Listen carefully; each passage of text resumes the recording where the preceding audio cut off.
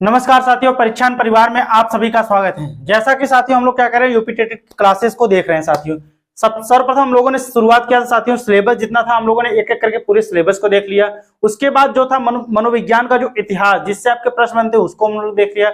इसके बाद कल हम लोगों ने देखा शिक्षा, मनोविज्ञान में जो शिक्षा एक टॉपिक दी रही है और उसके अंतर्गत शिक्षण विधियों से आपके प्रश्न बनते हैं, क्योंकि शिक्षा बहुत ही इंपॉर्टेंट टॉपिक। उसमें जो अनेक मनोवैज्ञानिकों ने जो अपने तथ्य प्रस्तुत किए हैं, अपने मत प्रस्तुत किए, उससे भी आपके प्रश्न, जो परिभाषाएं दी गई हैं उससे भी आपके प्रश्न बनते हैं। हम लोगों ने पूरा एक एक करके देख लिया, जितने भी प्रश्न बनते हैं हम लोगों ने सबको एक एक करके देख लिया। इसके बाद उसमें साथियों जो शिक्षण विधियां निर्धारित की गई थी, हम लोगों ने पूरी शिक्षण विधियों को भी एक एक करके देख लिया। तो साथियों चलिए आज हम लोग शुरुआत करते हैं, एक अगली टॉपिक को देखेंगे। आज हमको क्या देखना है, क्या चीजें पढ़नी है, कैसे कैसे लेके चलना, क्योंकि साथियों हमको वही चीज देखना है जिससे आपके परीक्षा में प्रश्न बनते हो। तो चलिए शुरुआत करते हैं। उससे पहले कहते हैं साथियों ना कि इतिहास लिखने के लिए कलम की जरूरत नहीं पड़ती, हौसलों की जरूरत पड़ती है साथियों। तो एकदम हौसला बनाए रखिए आप लोग और चलिए हमारे साथ जुड़ जाइए एकदम। देखते हैं पहले हम लोग क्या देखना है साथियों। हम लोग आज पढ़ेंगे साथियों अभिवृद्धि एवं विकास। वृद्धि एवं विकास बहुत इंपॉर्टेंट टॉपिक है आपके सीडीपी में, यूपी टेट की दृष्टि से, क्योंकि इससे आपके हमेशा प्रश्न बनते हैं। बहुत इंपॉर्टेंट टॉपिक है वृद्धि एवं विकास, वंशानुक्रम, वातावरण, इन सब चीजों से क्या होते हैं साथियों, हमेशा वो प्रश्न बनते रहते हैं। तो चलिए हम लोग शुरुआत करते हैं। आज हम लोग समझेंगे वृद्धि होती क्या है, विकास क्या होते हैं, हम उसको एक एक करके देखेंगे और समझेंगे। तो हमारा टॉपिक क्या है साथियों, वृद्धि एवं विकास, ग्रोथ एंड डेवलपमेंट। वृद्धि एवं विकास क्या होता है हम उसको देखेंगे। सर्वप्रथम हम लोग देखेंगे साथियों वृद्धि। वृद्धि क्या होती है। अब वृद्धि के बारे में कहता है कि जब हमारे शरीर की संरचना या आकार बढ़ना शुरू कर दे तो उसे वृद्धि कहते हैं। सरल भाषा में यही कह सकते हैं साथियों कि जब हमारे शरीर की क्या होती है, संरचना या आकार बढ़ना शुरू कर दे उसे हम क्या कहते हैं, वृद्धि कहते हैं। सबसे सटीक परिभाषा अगर की जाए तो उसे क्या कहते हैं, वृद्धि कहते हैं। आगे दिया है साथियों वृद्धि क्या क्या चीजें, वृद्धि में क्या क्या चीजें होती हैं, उनकी विशेषताओं को देख लेते हैं, क्या क्या चीजें पाई जाती हैं। तो देखते हैं वृद्धि का स्वरूप बाह्य होता है। तो वृद्धि का स्वरूप क्या होता है, बाह्य। बाह्य मतलब क्या होती है, बाहरी दुनिया में होती है। वृद्धि हमारी क्या होती है, वो बाह्य रूप से होती है। इसके बाद दिया है वृद्धि कुछ समय के बाद रुक जाती है। वृद्धि क्या होती है साथियों, वो क्या होती है, कुछ समय के बाद रुक जाती है। वो भी बात है आपकी, जैसे क्या होता है, लंबाई होती है, चौड़ाई होती है, इत्यादि क्या होते हैं, वृद्धि के क्रम में पाए जाते हैं। आगे हमारा क्या दिया है, वृद्धि क्रम के अनुसार नहीं चलती। उदाहरण जैसे कभी कभी हमारी लंबाई बढ़ती है तो कभी हमारा भार बढ़ता है। बिल्कुल सही बात साथियों, वृद्धि क्या होती है, वो कभी क्रम के अनुसार नहीं चलती है। जैसे दिया है ना कि कभी हमारी लंबाई बढ़ती है तो कभी क्या होता है, हमारा भार बढ़ता है। ये क्या होता है, वृद्धि के परिप्रेक्ष्य में बातें ये सब कही गई हैं। आगे बढ़ते हैं। वृद्धि क्या होती है, दिशाहीन होती है। मतलब वृद्धि की कोई दिशा नहीं होती, दिशाहीन होती है। वृद्धि क्या होती है, हमारी दिशाहीन होती है। साथ ही ये सब चीजें क्या होती है, बहुत इंपॉर्टेंट टॉपिक, बहुत इंपॉर्टेंट लाइन, एक एक लाइन को आप देखिएगा। चलिए आगे बढ़ते हैं, देखते हैं क्या दिया है आगे। आगे दिया है वृद्धि को हम मापन कर सकते हैं। वृद्धि को क्या कर सकते हैं, मेजरमेंट, अर्थात वृद्धि को हम क्या कर सकते हैं, माप सकते हैं। जैसे उदाहरण, हम भार लंबाई को नाप सकते हैं। जैसे हम क्या करते हैं, भार लंबाई इत्यादि चीजों क्या करते हैं, मापते हैं, नापते हैं। तो इस प्रकार से हम कह सकते हैं हम वृद्धि का क्या कर सकते हैं, मापन कर सकते हैं। आगे हमारा क्या दिया है, वृद्धि केवल परिमाणात्मक होती है। मतलब वृद्धि में क्या होता है, परिमाण पाया जाता है। ठीक है, परिमाण अर्थात मात्रा जो होती है वृद्धि में पाई जाती है। आगे दिया है वृद्धि जीव कोशियों पर आधारित होता है, क्योंकि हमारे शरीर में बहुत सारी कोशिकाएं होती है जो शरीर का निर्माण करती हैं। कहने का तात्पर्य यहाँ यही है साथियों कि वृद्धि में क्या होती है, वृद्धि में बहुत सारी जीव कोशिकाएं पर आधारित होती है। हमारी जो वृद्धि होती है बहुत सारी जीव कोशिकाओं पर आधारित होती है, क्योंकि हमारे शरीर में क्या होती है, बहुत सारी कोशिकाएं पाई जाती हैं। जिससे क्या होता है, हमारी कोशिकाओं, जो शरीर का क्या करती है, कोशिकाएं हमारे क्या करती हैं, एक ढांचा होती है, निर्माण तैयार करती है। शरीर का क्या करती है, निर्माण तैयार करती है। आगे देखते हैं दिया हमारा, वृद्धि होने से विकास हो भी सकता है और नहीं भी हो सकता है। वृद्धि होने से क्या हो सकता है साथियों, विकास हो भी सकता है और नहीं भी हो सकता। उदाहरण स्वरूप हम देखते हैं, जब कोई आदमी मोटा होता जा रहा है तो उसकी वृद्धि हो रही होती है। जब कोई आदमी क्या होता है, मोटा होता जा रहा है तो उसकी क्या होती है, वृद्धि हो रही है। परंतु ये जरूरी नहीं कि मोटा होने से उसका क्रियात्मक विकास भी बढ़े। कहने का तात्पर्य यही साथियों कि यहाँ पे ये कह रहा है कि जब कोई आदमी मोटा होता है तो क्या हो रही है, उसकी वृद्धि हो रही है। परंतु ये जरूरी नहीं हो कि मोटा होने से क्रियात्मक को जो करने का विकास, क्रिया करने का विकास भी क्या हो, वो भी बढ़े। आगे बढ़ते हम लोग देखते हैं क्या दिया है आगे। अब हम लोगों ने वृद्धि, अब हम लोग देखेंगे साथियों विकास। विकास क्या होता है अर्थात डेवलपमेंट। वृद्धि में जितने भी मुख्य मुख्य पॉइंट थे हम लोगों ने एक एक करके सारे पॉइंट को क्लियर कर लिया साथियों, उसी से आपके प्रश्न बनते हैं। चलिए हम लोग देखते हैं विकास क्या होता है। विकास को देखेंगे, जब हमारे मानसिक, सामाजिक, संवेगात्मक तथा बौद्धिक पक्षों में परिपक्वता आती है तो उसे क्या कहते हैं साथियों, विकास कहते हैं। जब हमारे मानसिक, सामाजिक, संवेगात्मक, बौद्धिक आदि चीजों में जब क्या आती है साथियों, परिपक्वता आती है, तो वो हमारी क्या कहलाती है, वही हमारी वृद्धि कहलाती है, सॉरी विकास कहलाता है। आगे देखते हैं, विकास का स्वरूप आंतरिक एवं बाह्य दोनों होता है।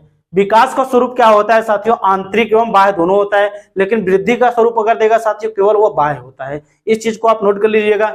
विकास का स्वरूप क्या होता है, वह आंतरिक रूप से होता है और बाहरी दोनों रूप से होता है। उदाहरण जैसे दिया है, मस्तिष्क हो गया, भाषा ज्ञान, ये सब चीजें क्या होती हैं, आंतरिक और बाह्य दोनों रूप से क्या होती हैं, संचालित होती हैं। आगे दिया है, विकास जीवन भर चलता रहता है। विकास की प्रक्रिया क्या होती है, जीवन पर्यंत चलने वाली एक प्रक्रिया है। ये परिभाषा आपकी पूछी जाती है, तो साथ ही इसमें क्या दिया, विकास जीवन भर चलता रहता है। ये भी बातें क्या हुई आपकी सही कही गई है। आगे दिया है, विकास में निश्चित क्रम होता है। उदाहरण जैसे स्वरूप देखते हैं, विकास का क्या होता है साथियों, एक निश्चित क्रम निर्धारित होता है। उदाहरण दिया, हमें अपना जितना विकास करना होता है उतना हो जाता है, हमें अपना जितना विकास करना होता है उतना हो जाता है। मानसिक विकास, सामाजिक विकास जितना हम चाहेंगे उतना ही होगा।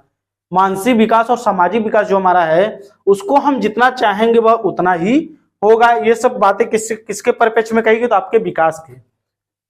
बढ़ते आगे देखते हैं, दिया साथियों, विकास एक निश्चित दिशा होती है। वृद्धि क्या थी, दिशाहीन थी, लेकिन विकास क्या होता है, इसकी एक निश्चित दिशा होती है। एक दिशा इसकी क्या होती है, विकास की निर्धारित होती है।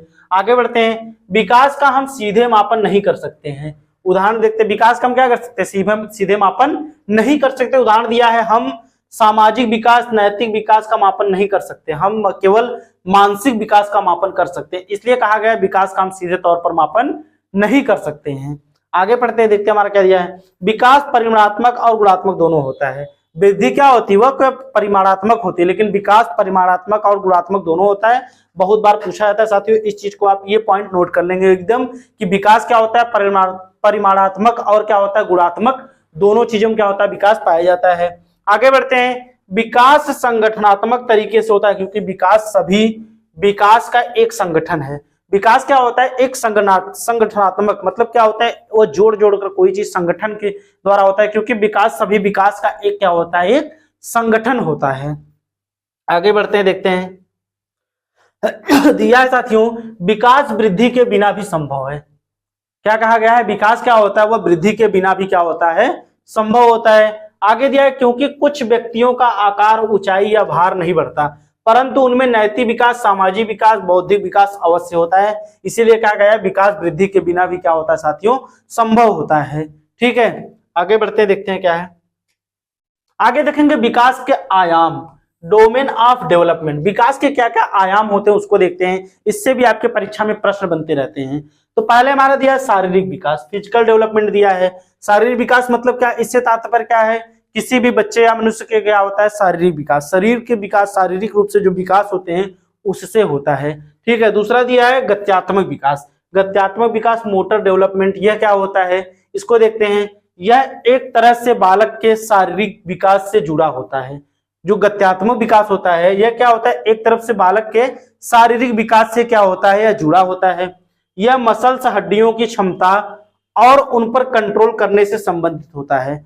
जो हमारा गत्यात्मक विकास होता है यह क्या होता है साथियों, यह मसल्स, जो हमारे मसल्स होते हैं, हड्डियों की क्षमता पर और उन पर कंट्रोल करने से कौन सा विकास संबंधित होता है, तो हमारा गत्यात्मक विकास संबंधित होता है। और यह किससे संबंधित है, ये हमारा किससे संबंधित, शारीरिक विकास से हमारा यह क्या है, संबंधित है। आगे देखते हैं, गामक विकास में बालकों के चलने, दौड़ने, कूदने, भोजन करने आदि विषयों को शामिल किया गया है। अगर हम गामक विकास या गत्यात्मक विकास की बात करें तो उसमें किस किस चीज को शामिल किया है, बालक के चलने, दौड़ने, कूदने, भोजन करने, ये सब चीजें पूछी जाती साथियों की कौन से बालक के गत्यात्मक तथ्य हैं। तो चलने, दौड़ने, कूदने, भोजन करने, ये सब आदि विषय किसमें शामिल किया गया है, बालक के गत्यात्मक या गामक विकास में शामिल किया गया है। आगे बढ़ते हैं, देखते हैं क्या दिया हुआ है। दिया है, आगे दिया हमारा मानसिक विकास दिया है, जिसे हम संज्ञानात्मक विकास कहते हैं। इसके बाद दिया हमारा सामाजिक विकास होता है, फिर दिया है सांवेगिक विकास होता है, फिर क्या है हमारा नैतिक विकास होता है। तो मानसिक विकास क्या होता है, एक बच्चे का क्या होता है, कल्पना, चिंतन, तर्क इत्यादि जब वो करता है तो उसका क्या होता है, मानसिक अपने मस्तिष्क का यूज करता है। बाकी सामाजिक विकास क्या होता है, सामाजिक बच्चा क्या करता है, समाज के द्वारा अपने बहुत चीजों को सीखता रहता है, एक समूह में द्वारा सीखता रहता है। सांवेगिक विकास हुआ क्या होता है, अपने संवेगों पर नियंत्रण करना सीख जाता है कि किस चीज को कैसे क्या करना है। इसके बाद नैतिक दिया है, समाज में क्या चीजें अच्छी बुराई, जो चीजें सिखाई जाती है, जो चीजें अच्छे तरीके से उसको एडजस्टमेंट करता है, उस चीज को सीखता है। ये हमारा क्या नैतिकता के अंतर्गत आता है। आगे बढ़ते हैं, देखते हैं हमारा क्या दिया है। आगे दिया है बाल विकास के सिद्धांत। बाल विकास के सिद्धांत, प्रिंसिपल ऑफ चाइल्ड डेवलपमेंट, इनके सिद्धांत से, बाल विकास के जो सिद्धांत से इसके आपके प्रश्न आना अनिवार्य होता है। साथियों हम इसको देखेंगे। पहला सिद्धांत हमारा दिया है समान प्रतिमान का सिद्धांत। समान प्रतिमान का सिद्धांत यह क्या कहता है, इसके अनुसार प्रत्येक जाति अपनी जाति के अनुरूप विकास के प्रतिमान का अनुसरण करती है। इसके अनुसार क्या होता है, समान प्रतिमान का सिद्धांत कहता है साथियों, इसके अनुसार प्रत्येक जाति क्या करती है, अपनी जाति के अनुरूप विकास के प्रतिमान का अनुसरण करती है। जैसे उदाहरण में क्या देता है, मानव देता है और हाथी, ठीक है, ये सब क्या है, समान प्रतिमान का सिद्धांत। दूसरा हमारा दिया है क्या साथियों, विकास की दिशा का सिद्धांत, प्रिंसिपल ऑफ डायरेक्शन, विकास की दिशा का सिद्धांत। यह क्या कहता है, विकास की दिशा सिर से पैर की तरफ चलती है। विकास की दिशा सिर से पैर की तरफ चलती है। जब हमारी विकास दिशा सिर से पैर की तरफ होती है तो इसे क्या कहते हैं, मस्तकाधुमुखी करके, क्या कहते हैं, मस्तकाधुमुखी भी कहते हैं। दूसरी तरफ जब हमारे विकास का क्रम मध्य से शुरू होकर बाहर की तरफ होता है तो यह समीप दूर विमुख कहते हैं, ठीक है। अतः कह सकते हैं विकास क्रमिक होता है। बहुत इंपॉर्टेंट है साथियों विकास की दिशा का सिद्धांत। इससे आपके क्या होते हैं, दिशा, जो विकास की दिशा सिर से पैर की तरफ होती है इसे मस्तकाधुमुखी कहते हैं, और मध्य से शुरू होकर बाहर की तरफ होता है इसे क्या कहते हैं, समीप दूरभिमुख मुख कहते हैं। साथियों ये हमेशा पूछा जाता है, ये चीजें आप क्या करेंगे, इसको नोट कर लेंगे। बढ़ते हैं आगे, देखते हैं क्या दिया है। तीसरा दिया निरंतरता का सिद्धांत, प्रिंसिपल ऑफ कंटिन्यूटी, निरंतरता का सिद्धांत। विकास कभी न रुकने वाली प्रक्रिया है, यह जीवन पर्यंत चलने वाली प्रक्रिया है। केवल इसकी मंद और तेज, इसकी गति क्या होती है, इसकी गति क्या होती है, केवल मंद और क्या होती है, तीव्र होती है। यही कहा गया साथियों निरंतरता। निरंतरता मतलब क्या होता है, लगातार, अर्थात विकास क्या होती है, लगातार निरंतर चलने वाली प्रक्रिया है, जीवन पर्यंत चलने वाली एक प्रक्रिया है। आगे देखते हैं, दिया हमारा सामान्य से विशिष्ट क्रियाओं का सिद्धांत। सामान्य से विशिष्ट क्रियाओं का सिद्धांत यह क्या कहता है, इसको देख लेते हैं। इसमें दिया है हमारा विकास सदैव सामान्य से विशिष्ट क्रियाओं की ओर चलता है। हमारा विकास क्या होता है, सदैव सामान्य से विशिष्ट क्रियाओं की ओर चलता है, न कि विशिष्ट से सामान्य की ओर। उदाहरण जैसे क्या दिया, उठना, बैठना, चलना, दौड़ना। तो सामान्य से विशिष्ट, तो हमारा विकास क्या होता है, सदैव सामान्य से विशिष्ट क्रियाओं की ओर चलता है, न कि विशिष्ट से सामान्य की ओर। आगे बढ़ते हैं, देखते हैं। दिया है अगला सिद्धांत हमारा पूर्वानुमान का सिद्धांत। पूर्वानुमान का सिद्धांत यह क्या कहता है, यह कहता है कि विकास पूर्वानुमान होता है, क्योंकि हम पहले ही अनुमान लगा ले सकते हैं कि विकास किस दिशा में ज्यादा होगा। विकास क्या होगा, विकास क्या होता है, पूर्वानुमान, पूर्व अनुभव के आधार पर हम क्या अनुमान लगा सकते हैं कि क्या होता है, विकास क्या होता है, किस दिशा में ज्यादा होगा। अगला दिया हमारा एकीकरण का सिद्धांत। एकीकरण का सिद्धांत क्या कहता है, हम इसको देखते हैं। यह क्या कहता है, बच्चों में एकीकरण का गुण पाया जाता है। जब हम किसी एक काम को करने के लिए अपने हाथ पैरों को एक साथ मिलाकर काम करते हैं तो वही एकीकरण कहलाता है। एकीकरण का सिद्धांत क्या कहता है साथियों, कि इसमें बच्चों में एकीकरण का क्या होता है, गुण पाया जाता है। हम किसी एक काम को करने के लिए अपने हाथ को एक साथ मिलाकर क्या काम करते हैं, यही हमारा क्या कहलाता है, एकीकरण। एकीकरण का मतलब क्या होता है, एकजुट होकर कोई कार्य करना। बढ़ते हैं आगे, देखते हैं हमारा क्या दिया हुआ है। अगला सिद्धांत दिया है व्यक्तिगत भिन्नता का सिद्धांत। व्यक्तिगत भिन्नता का सिद्धांत यह क्या कहता है, बच्चों का विकास व्यक्तिगत भिन्नता के अनुसार चलता है। किसी में विकास की गति तेज चलती है तो किसी में कम होती है, अर्थात किसी में तीव्र चलती है, किसी में मंद होती है। यह कौन कहता है, व्यक्तिगत भिन्नता का सिद्धांत। सभी बच्चों में सीखने की क्षमता, रुचि, योग्यता आधार पर उनमें व्यक्तिगत भिन्नता पाई जाती है। आगे बढ़ते हैं, दिया है वर्तुलाकार बनाम रेखीय प्रगति का सिद्धांत। वर्तुलाकार बनाम रेखीय प्रगति का सिद्धांत यह क्या कहता है, विकास कभी भी रेखीय नहीं होता, मतलब वो कभी कभी सीधी रेखा में नहीं चलता, कभी उसकी गति धीमी तो कभी तीव्र होती है। यही क्या करता है, वर्तुलाकार या फिर बनाम रेखीय सिद्धांत यही कहता है। आगे देखते हैं, आगे दिया हमारा अगला सिद्धांत दिया अंतर संबंधित विकास का सिद्धांत। अंतर संबंधित विकास का सिद्धांत यह क्या कहता है, शारीरिक बौद्धिक संवेगात्मक सामाजिक और अन्य प्रकार के विकास अंतर संबंधित और परस्पर एक दूसरे पर क्या होते हैं, निर्भर होते हैं। क्योंकि साथियों कहा गया कि शारीरिक चाहे मानसिक चाहे बौद्धिक संवेगात्मक जो भी विकास सामाजिक विकास जो भी होते हैं वो क्या कहते हैं, एक दूसरे से अंतर संबंधित होते हैं। तो साथियों ये थे हम लोगों ने जो भी चीजें इसमें दी गई थी वृद्धि और विकास में क्या किया, हम लोगों ने एक एक करके उसको देख लिया। जितने भी प्रश्न इससे बनते थे इसके सिद्धांत से, इनके जो चीजें दी गई थी वृद्धि और विकास में क्या अंतर होता है उसकी विशेषताओं को देखा हम लोगों ने, एक एक करके सारी टॉपिक को क्लियर कर लिया। क्योंकि साथ ही परीक्षा में वही से प्रश्न बनते हैं जो चीजों हम लोगों ने देखा। आप उसको एक बार क्लियर कर लीजिए, देख लीजिए। अगर साथ ही आप हमारे वीडियो को सब्सक्राइब नहीं किए, हमारे चैनल को अगर सब्सक्राइब नहीं किए तो सर्वप्रथम आप हमारे चैनल को सब्सक्राइब कर लीजिए, लाइक कीजिए, कमेंट कीजिए और सबसे महत्वपूर्ण सूचना वीडियो को क्या कीजिए, जमकर आप लोग शेयर किए।